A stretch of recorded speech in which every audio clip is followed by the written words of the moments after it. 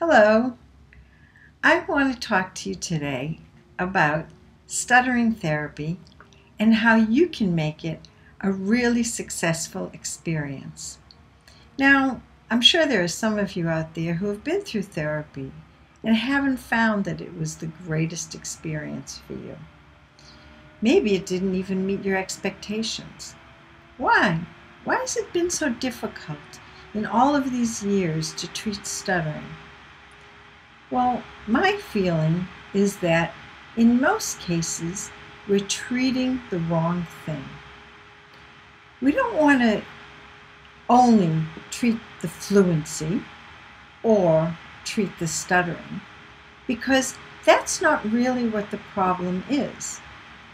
In past years, we haven't known so much what the problem is. But today, there are brain scans that have shown us that people who stutter produce speech in a different way than people who don't stutter. Now, we have to take this into consideration. But every time we say, yes, stuttering is a multifaceted problem, and it involves the way the brain functions, and then we just focus on the stuttering again, or on the fluency again, we're forgetting all of the knowledge that we now have. So let's look at this knowledge, the brain, and how it functions. And in therapy, what we have to change is the way the brain is functioning. So what are the differences? Well, I'm not going to look at the brain scans today, and I'm not going to show you red blotches and yellow blotches in your brain. But I'm going to tell you some of the things that I have found in my time of teaching people who stutter how to speak naturally, what the differences appear to be. Number one, and really, really outstanding, is the fact that people who stutter are involved in speaking words. If I could say it in one sentence, their whole objective when they talk to somebody is to get words out. Now, if you really think of what speaking is, it's not trying to get words out. There's a brain process that develops language, and language does have words in it, but it has something much more basic. There are phonemes, that is speech sounds. So when the brain is developing language, it's taking the idea that the speaker has and transforming it into a language code, which is made up of a progression of speech sounds. If I'm really focused on words and what words I'm going to say, I'm really interfering with my brain's ability to develop language automatically. And automaticity, well, I don't know if the word automaticity is a real English word, but it's really the key to speaking naturally. Everything has to work essentially in an automatic way. So the brain has to take the ideas and transform it into language very automatically. Now, at the same time, you want to be heard.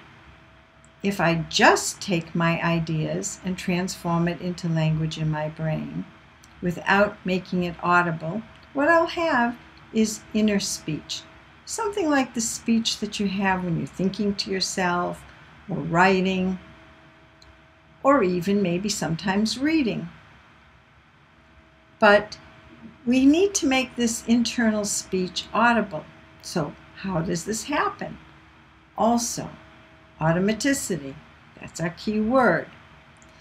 The brain usually automatically sends a signal to the vocal cords to produce what we call intonation. And that's all of the mood of our speech. It is the rate of our speech. It's the different tones that we have in our speech. And it's all done with the voice. So what we need to do is let our brain send the signal to the voice so that we have audible speech. Now, at the same time, the brain also has a program of automatic articulation. That is, the mouth moves. So you want your mouth to be moving automatically. And it will move automatically as you're developing your language automatically. So here we have 3 processes that all work simultaneously and in parallel. They are that we develop our language automatically at the same time that we produce a voice, at the same time that our mouth moves. This goes totally against the idea of trying to get words out. That means thinking about what the words are. It means trying to form the words with the mouth. It means trying to push words out in some shape or form. This is what stuttering is. So when people come to therapy, I believe that if they want to have a successful experience, they have to give up some of these behaviors, neurological behaviors, of thinking too much, of trying too hard, of wanting to get words out. Now, there is a way to do this, and with clients, I help them to see what the normal processes are, and they get used to doing this. But successful therapy isn't dependent just on me, the clinician, showing the client. The client has to, 1, be prepared to see that there is another way to produce speech. And once they see this way, they have to repeatedly do the activity, because our brains change the way they function when we carry out an activity again and again and again. And these activities have to be carried out with awareness and intent. And that is essential for changing the way our brains work. Now, we have more than just a neurological process, more than just a language formulation process, more than just a speech motor process that we have to change. We also have to change our thoughts and feelings. When we're speaking, we might have thoughts that say, uh-oh, I might have trouble, uh-oh, I can't say this word.